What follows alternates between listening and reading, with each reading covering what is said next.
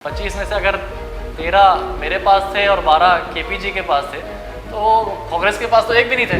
अभी हाल ही में जो निकाय चुनाव हुए थे उसमें आपका विवाद आपके ही विधायक पार्टी के विधायक से हुआ था। या सिगरेट के लिफाफे पे लोगों को नौकरी दे दी जाती थी, वो कोई मेरे ख्याल से मापदंड नहीं होता था। अभी हाल ही में आपकी सरकार में पटवारी घोटाला का मामला सामने आया था।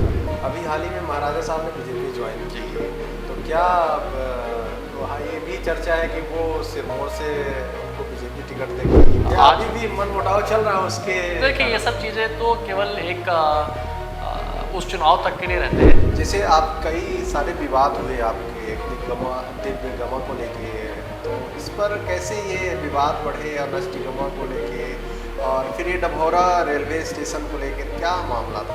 सोचिए, ये बरदहा घाटी जो है इसकी टर्निंग पॉइंट कई हैं जिसमें आए दिन एक्सीडेंट होते हैं। इसको लेकर आप ने क्या प्लान किया, क्या कैसे अगले विधानसभा में आप किन मुद्दों को लेकर अपने क्षेत्र में जा रहे हैं?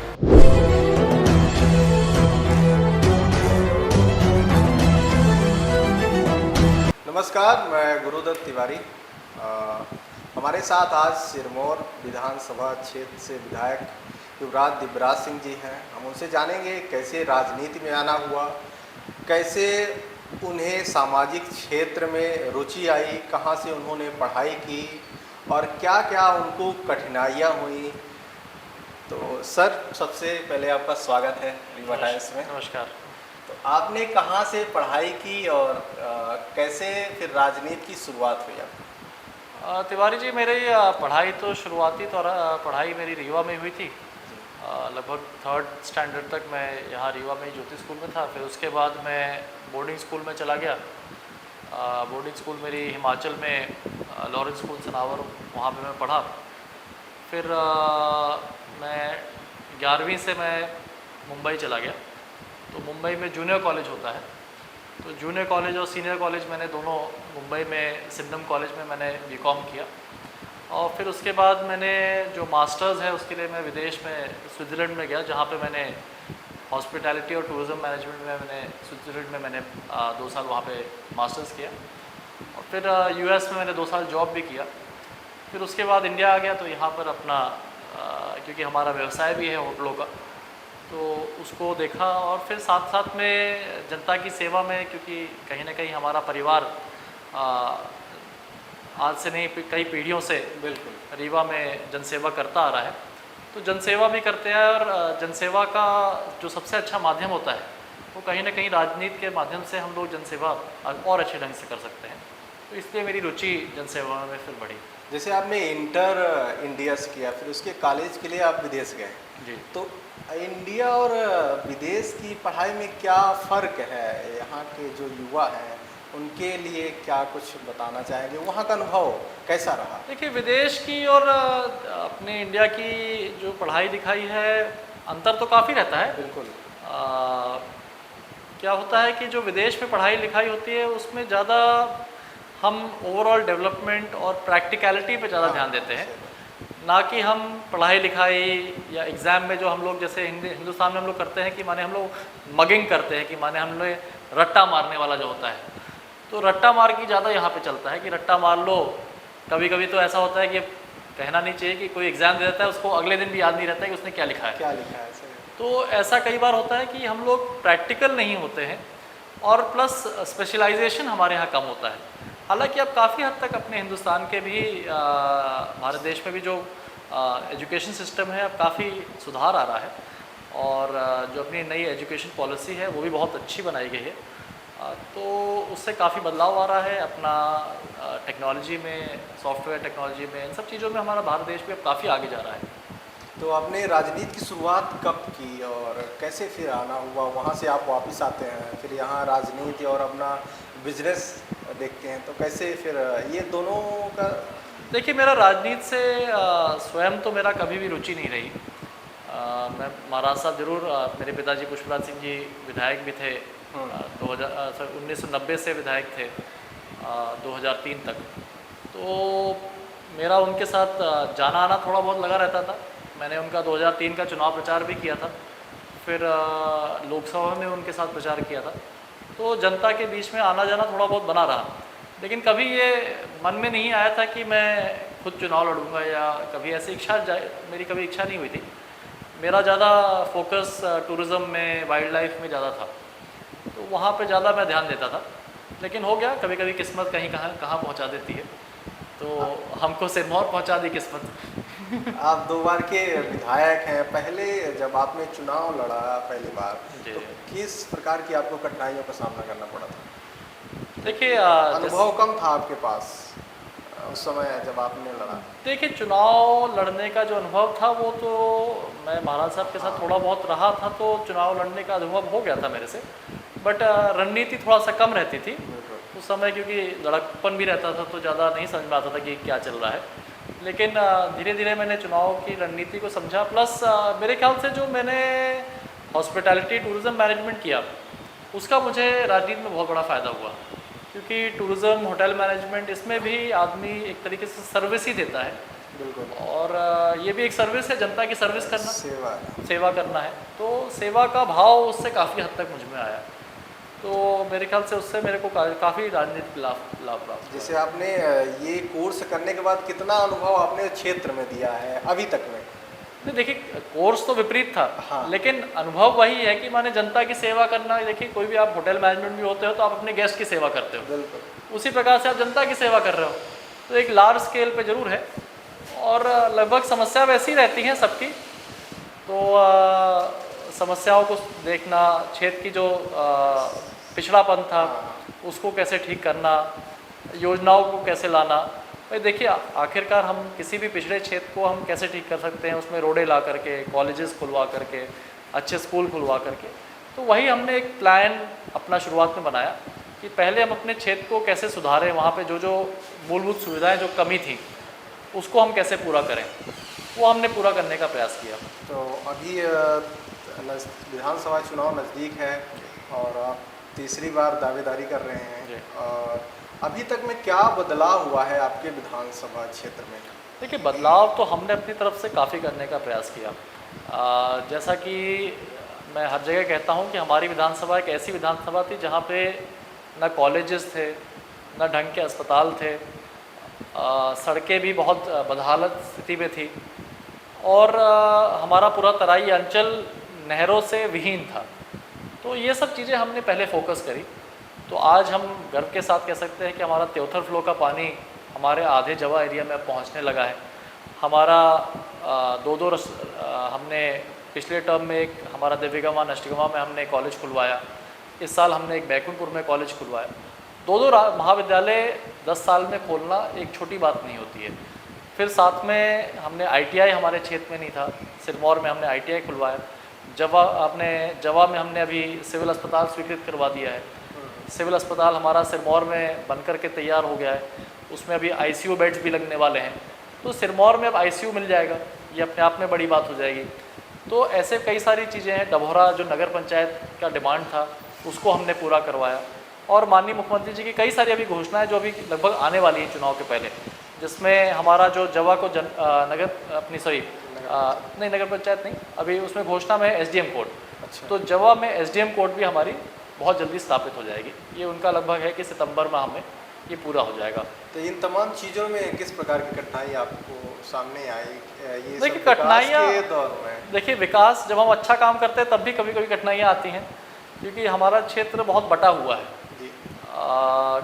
जैसे हम दूसरी विधानसभा अगर देखेंगे, चाहे सिमरिया हो जाए, चाहे रीवा हो जाए, तो यहाँ पे जैसे मान लो रीवा में है तो हमको रीवा में ही सारा विकास करना है। सिमरिया है तो सिमरिया में सारा विकास करना है। देव तालाब है तो देव तालाब में सारा विकास करना है।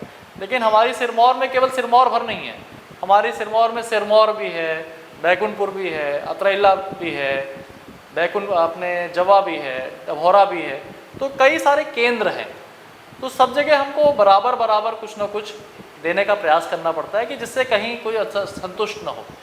तो हमने वही पूरा एक तरीके से बैलेंस बना करके काम करने का प्रयास किया है कि सब जगह थोड़ा बहुत हम कुछ ना कुछ देते रहें, तो जिससे हर जगह का कोई ना कोई विकास अलग, एक अच्छा वाइड स्प्रेड विकास होता है।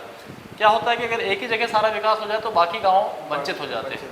तो हम लोग थोड़ा थोड़ा सब जगह करते हैं। तो क्या है, सब कहीं अस्पताल का हब बना दिया, कहीं एजुकेशन का हब बना दिया। तो ऐसे धीरे धीरे सभी नगर पंचायतें, हमारे सभी जो केंद्र बाजार क्षेत्र हैं वो विकसित हो रहे हैं।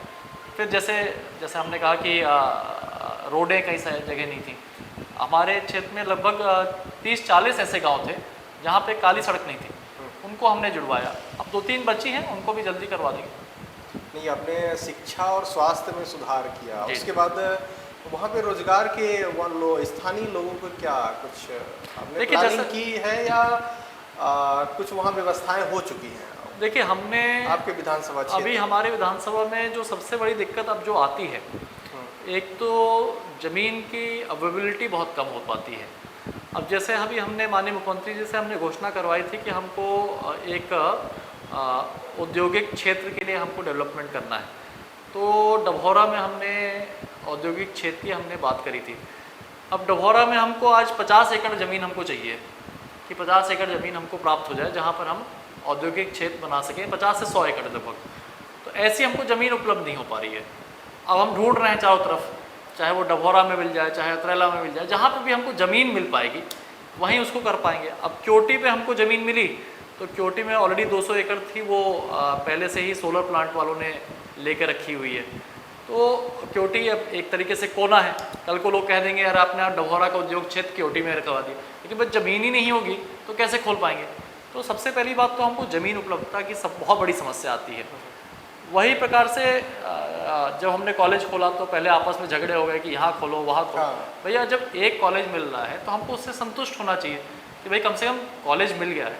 अब वो चाहे ए जगह खुले या बी जगह खुले, कम से कम खुल तो हमारी विधानसभा में रहा है, कोई दूसरी जगह तो खुल नहीं रहा है। तो ये सारी कठिनाइयाँ हमारे पास आई, लेकिन उसको हम लोगों ने कहीं ना कहीं मीट आउट करके अब कॉलेज अगर दिव्यगमा में जो खुला है, आज हम गर्व के साथ कह सकते हैं कि रीवा जिले में सबसे ज़्यादा एडमिशन कहीं अगर हुए हैं तो हमारे दिव्यगमा कॉलेज में हुए। वहाँ आज 1500 से ऊपर छात्र हैं। किसी भी आप कॉलेज को उठा लीजिए, आज रीवा जिले में आपके टीआरएस या एपीएस यूनिवर्सिटी को छोड़ करके किसी भी कॉलेज में इतने ज़्यादा छात्र आपको नहीं मिलेंगे जितने हमारे दिव्यगमा में मिलेंगे। तो ये अपने आप में एक अचीवमेंट है। तो अभी वहाँ ज़मीन नहीं मिल रही है, तो आगे अगर ज़मीन मिलती है तो उद्योग लगेंगे? नहीं, उद्योग के लिए बहुत वहाँ पे अभी डिमांड आ रही है, क्योंकि अब हमने जो उसका जो एक तरीके से जो हमको वो ज़रूरत थी, जैसे क्योंकि हमारे पास बेस कमज़ोर था हमारा, भाई ना सड़कें थी, ना लाइट थी, ना पानी था। अब ये हमने सब लगभग बना दिया है। हमारा डभौरा NH यहाँ से बन गया है, रीवा से डभौरा, उसको हम लोग बरगढ़ से चित्रकूट से जोड़ने का काम करेंगे, जिससे वो एक्सप्रेस वे डायरेक्ट बुंदेलखंड से जुड़ जाए। तो हमारे जब ये NH की रूट में जब जुड़ गया है तो यहाँ पे अब औद्योग की काफ़ी डिमांड आ गई है। यूपी का बॉर्डर भी है, तो उससे भी काफ़ी फ़ायदा होता है। तो जैसे ही वहाँ पर हमको ज़मीन मिल जाएगी तो एक औद्योगिक क्षेत्र हम लोग अच्छा वहाँ पे डेवलप करेंगे। नहीं, वहाँ पे पर्यटन की भी ज़्यादा संभावनाएं हैं, उसके बावजूद भी नदारत है सब। क्योटी फॉल हो गया। नहीं, क्योटी फॉल में अभी जो नहीं, क्योटी फॉल में हमने वहाँ पे अभी करवाया है। लगभग 40-50 लाख हमने वहाँ पर अपने डीएमएफ फंड से वहाँ पर हम लोग रेलिंग का काम, इन सब चीज़ों के लिए दिया है। प्लस वहाँ का जो किला है उसको भी हम लोग ने प्राइवेट कंपनी को एक दिया गया है, हेरिटेज। हाँ, वो किला एक प्राइवेट कंपनी, राजस्थान की कंपनी है, उसको सरकार ने अभी लीज पे दिया है। तो उसमें भी वो एक होटल बनाएंगे। तो कई सारी चीज़ें वहाँ पे हम लोग कर रहे हैं। आज हमारे क्षेत्र में मेरे ख्याल से सबसे बड़ा नया वाटरफॉल जो डिस्कवरी हुई थी वो टोन्स वाटरफॉल था, जो हमारे टोन्स वाटरफॉल जो सिरमौर में है, जिसमें हमने सीढ़ियाँ बनवाई थी और सीढ़ियों के ऊपर से पानी गिरता है। तो वो एक अनोखा झरना हमारे यहाँ था। बाकी झरने तो हम लोग केवल देख सकते थे, इस टोन वाटरफॉल में आप नहा भी सकते थे। तो उसका लुत्फ वहाँ के लोग बहुत उठाते थे। तो लेकिन वो भी भ्रष्टाचार की बलि चढ़ चुका है। टोन्स की सभी रेलिंग टूट गई है। नहीं, वो भ्रष्टाचार नहीं चढ़ा, उसमें ओवर क्राउड के कारण। अच्छा। क्योंकि जो वहाँ पे लगा लगभग 25-30 लाख का वहाँ पे खर्चा लगा था, लेकिन वो क्योंकि इतना स्टीप है और जो उसमें पानी निरंतर गिरता है, प्लस क्या हो रहा था कि जहाँ पे 50 लोग की कैपेसिटी थी वहाँ पे 200 लोग 500 लोग घुस जाते थे। तो थोड़ा सा वहाँ पर शराबी लोग भी आ जाते थे, महिलाओं को छेड़छाड़ की बात आ गई। तो बीच में हमने उसको बंद करवा दिया, जिससे कि एक व्यवस्थित उसको हम लोग करने का प्रयास कर रहे हैं कि कोई उसमें प्राइवेट एजेंसी या तो उसमें लग जाए जिससे क्योंकि सिक्योरिटी बहुत ज़रूरत है, क्योंकि बिना सिक्योरिटी के अगर वहाँ पे कोई हादसा कल को अगर हो गया तो एक बहुत बड़ी दिक्कत आ जाएगी। तो हम लोग प्रयास कर रहे हैं कि पहले उसको एक अच्छा व्यवस्थित करके हम लोग उसको अभी उसकी थोड़ा बहुत टूटा हुआ है, उसको रिपेयर किया जा सकता है।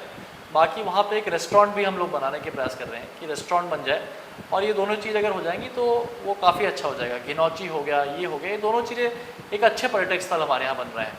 अच्छा, तो पर्यटन का बढ़ावा होगा तो इसके बाद रोजगार के भी अवसर आएंगे? देखिए, पर्यटन, रोजगार, ये सारी चीज़ें कहीं ना कहीं एक दूसरे से कनेक्टिंग रहती हैं। अपना जो वाटरफॉल का जो पर्यटन है ये एक सीजनल है। इसमें हम चाहे बहुती देख लें, चाहे क्यूटी देख लें, चाहे आपका सिमरिया का जो है क्या बोलते हैं इसको, कौन सा फॉल है सिमरिया वाला, पुरवा वाटरफॉल है। तो यहाँ पे भी डेवलपमेंट तो हुआ है, लेकिन वहाँ पे ना रेस्टोरेंट है, केवल एक ठेले वाले आ जाते हैं, वो 4-6 दिन के लिए लगाते हैं और फिर वो चले जाते हैं। तो 4-6 महीने का वो बिज़नेस होता है, मौसमी बिजनेस है। उसमें बाकी समय वहाँ पे कोई उसको कैच करने के लिए नहीं हो पाता है। तो उसको हम लोग ऐसा जब तक नहीं करेंगे कि जब तक प्राइवेट वहाँ कंपनीज ना आए। हम लोग इको टूरिज़्म को, जैसे हमारे यहाँ काफ़ी जंगल क्षेत्र है, हाँ। आज हमारे पास नेशनल पार्क्स तो हैं, लेकिन नेशनल पार्क्स के अलावा भी लोग आज यूपी हो गया, मध्य प्रदेश हो गया, मध्य प्रदेश के पास तो एक बहुत बड़ा हमारा जो जंगल है वो बहुत बड़ा एक तरीके से हमारे पास हमारे एसेट है। आज बहुत से लोग कैंपिंग करना चाहते हैं, लोग चाहते हैं कि हम जंगल में जाके कैंप करें, वहाँ पे जाके रहें, क्योंकि हम बांधोड़ में चले तो जाते हैं, लेकिन बांधोड़ में हम लोग जंगल में अंदर रह नहीं सकते, हम लोग केवल जीप से जाते हैं और निकल आते हैं। तो इसको हम ऐसा कोशिश करें कि वहाँ पे कैंपिंग साइट्स हम लोग बनाएं, जहाँ पे पर्यटक आकर के 2 दिन 3 दिन रहें, वहाँ पे कुछ ना कुछ ऐसा व्यवस्था बन। तो इस प्रकार से पर्यटन को हम लोग काफ़ी डेवलप कर सकते हैं। अभी हमारे सिरमौर क्षेत्र में निश्चित रूप से कई सारी कैंपिंग साइट्स है। हम चाह रहे थे कि हमारा उबरी भी बहुत अच्छा गांव है, वहाँ पे भी एक अच्छी कैंपिंग साइट बन सकती है। तो इसको हम लोग पूरा अच्छे से डेवलप करने का प्रयास करेंगे, तो टूरिज़्म में अच्छा काम हो जाएगा वहाँ पे। बाकी और भी हम लोग देखेंगे। जैसे आप कई सारे विवाद हुए आपके दिव्य गमा को लेके, तो इस पर कैसे ये विवाद बढ़े और नष्टिगमा को लेके, और फिर ये डभौरा रेलवे स्टेशन को लेकर क्या मामला था ये सब? नहीं, देखिए, जो कुछ नामकरण के विवाद थे, उसमें नामकरण का विवाद तो मेरे ख्याल से केवल आपके डभौरा के लिए था। तो डभौरा का नामकरण वाला विषय हमने उसको ख़त्म कर दिया है, उसको हम लोग नहीं चेंज करवा रहे हैं। बाकी मेरे ख्याल से एक कॉलेज का जैसे मैंने विवाद बताया था, तो वो कॉलेज का तो वो भी अब समाप्त हो चुका है। बाकी इसमें और कोई बात, ये तो केवल एक राजनीतिक, लोगों को इस समय चुनाव आ रहा था, तो लोग कुछ ना कुछ जब कोई मुद्दा नहीं मिले तो ऐसे उठपटांग विषय उठा लेते हैं। तो मेरे ख्याल से बस इतना ही है कि लोगों के पास कोई मुद्दे नहीं है, तो मुद्दे विहीन ऑपोजिशन है। तो ऐसे मुद्दे जब ढूंढ रहे हैं कि बात उनको नामकरण पे विवाद करना है, तो ये जब मुद्दे नहीं है तब यहाँ पर जाकर के विपक्ष आगे खड़ा हो चुका है। अच्छा, ये बरदहा घाटी जो है, इसकी टर्निंग पॉइंट कई हैं जिसमें आए दिन एक्सीडेंट होते हैं, इसको लेकर आप ने क्या प्लान किया, क्या कैसे? अभी जो हमारा, जैसे मैंने आपको कहा कि राष्ट्रीय राजमार्ग हमारा 135B ये स्वीकृत हो गया है रीवा से सिरमौर और सिरमौर से डभौरा, डभौरा से बरगढ़। तो इसमें अभी सिरमौर तक जैसा आप देखते हैं कि बन चुका है। इसका सेकेंड फेज़ का सर्वे चालू है। उस सर्वे का हमने जो देखा हुआ है, तो उसमें कई सारे जो बरधा घाटी, क्योंकि कई सारे टर्न्स हैं उसमें, तो कई बार गाड़ियाँ उसमें फंस जाती हैं। तो उसमें वो टर्न्स को हम लोग कम करेंगे, और राष्ट्रीय राजमार्ग वाले ने गडकरी जी से हमारी जो चर्चा हुई है, तो उसमें 1 या 2 टर्न ही हमारे बचेंगे, तो काफ़ी वो सुगम हो जाएगा।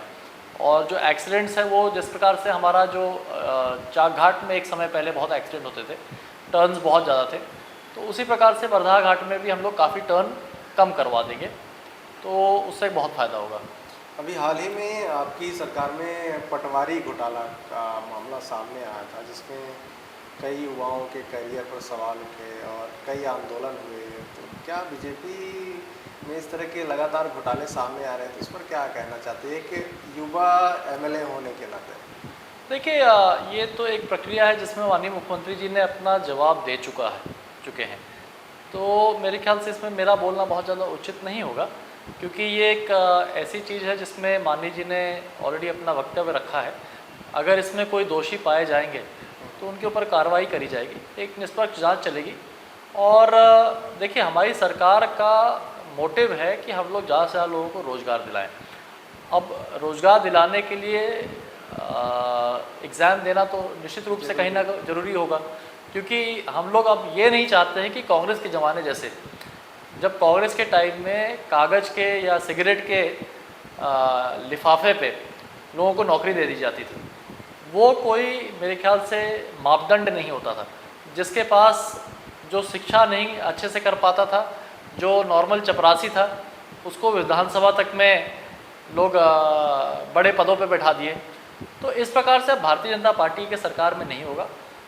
हम लोग एग्ज़ाम की व्यवस्था से लोगों को नौकरियां दिलवा रहे हैं। एग्ज़ाम में हो सकता है कुछ त्रुटियां हुई हों, ये तो समय ही बताएगा, लेकिन निश्चित रूप से माननीय शिवराज सिंह चौहान जी ने, चाहे वो व्यापम का घोटाला रहा हो, सबसे पहले उन्होंने इस चीज़ को संज्ञान में लेकर के पूरे विषय की जांच करवाई और इसको हम लोग और बेहतर बनाने का काम करेंगे। तो अगले विधानसभा में आप किन मुद्दों को लेकर अपने क्षेत्र में जा रहे हैं? देखिए हमारा तो पहला मुद्दा ये रहेगा कि हमने अपने पिछले 10 साल में जो हमने विकास के काम किए हैं, वो उसकी तुलना अगर हम पहले सिरमौर से करें तो हमारा मेरे ख्याल से ये परफॉर्मेंस है वो अपने आप में बोलता है।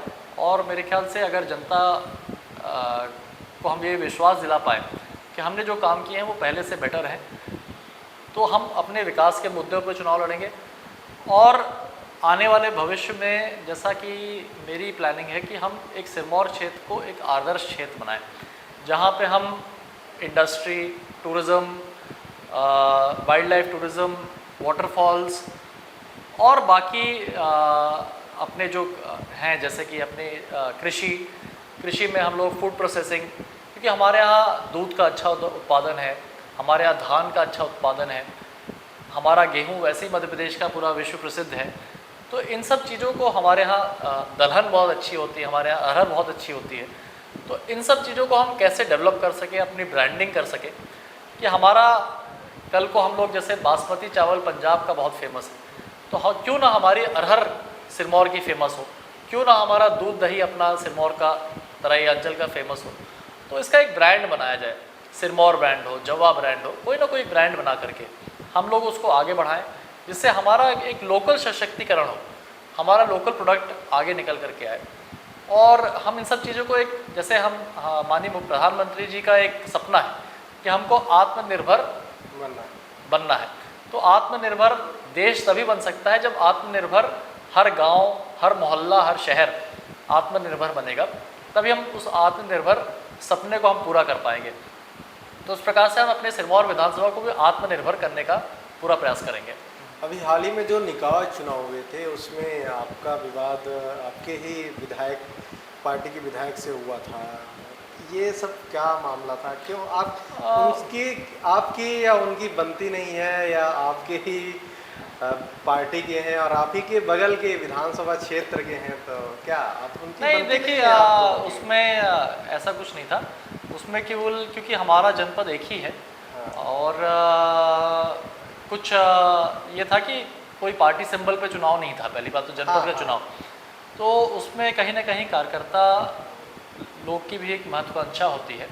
तो अगर हम अपने कार्यकर्ता के साथ खड़े रहते हैं उस चुनाव में, जबकि पार्टी सिंबल का चुनाव नहीं है, हमारी अध्यक्ष भारतीय जनता पार्टी की ही है, किसी दूसरे दल की नहीं है। और मैं तो ये मेरे ख्याल से कि ये अच्छी बात समझता हूँ कि हमारे सिरमौर विधानसभा में जो बीडीसी थे, अगर 25 बीडीसी थे, तो उसमें से अगर 25 में से अगर 13 मेरे पास थे और 12 केपीजी के पास थे, तो कांग्रेस के पास तो एक भी नहीं थे तो हम तो कहेंगे कि भाजपा ही भाजपा थी।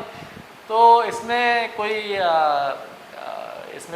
बुरी बात नहीं है। हमारी भारतीय जनता पार्टी सशक्त है, चाहे वो भले ही निकाय के चुनाव हो, चाहे वो जनपद के हो, चाहे नगर पंचायत के हो, हर जगह केपीजी ने अपना सिमरिया उन्होंने निर्विवाद जीता, हमने अपने तीनों नगर पंचायतें हमने जीती, तो इसमें कोई दिक्कत नहीं है। तो क्या आज अभी भी मन मुटाव चल रहा है उसके? देखिए ये सब चीज़ें तो केवल एक उस चुनाव तक के लिए रहते हैं। हम लोग सब दोनों भारतीय जनता पार्टी के कार्यकर्ता हैं। सबको भारतीय जनता पार्टी को जिताने के लिए काम करना है। लक्ष्य हमारा एक ही है, भारतीय जनता पार्टी का उत्थान और भारतीय जनता पार्टी की जीत।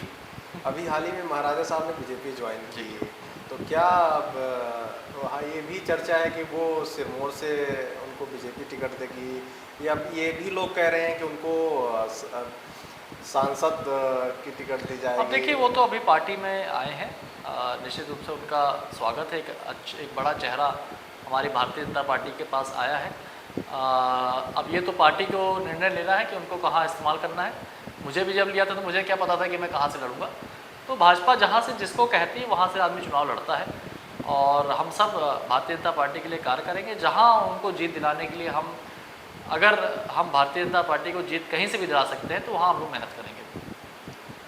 तो ये थे हमारे साथ सिरमौर क्षेत्र के बीजेपी विधायक युवराज सिंह, हमारे साथ सभी तमाम मुद्दों पर बातचीत किए, और जो भी राजनीतिक या व्यक्तिगत मतभेद या देश थे उन पर खुलकर इन्होंने अपनी बात रखी। हम बातचीत करने के लिए हमसे बहुत बहुत धन्यवाद। धन्यवाद तिवारी।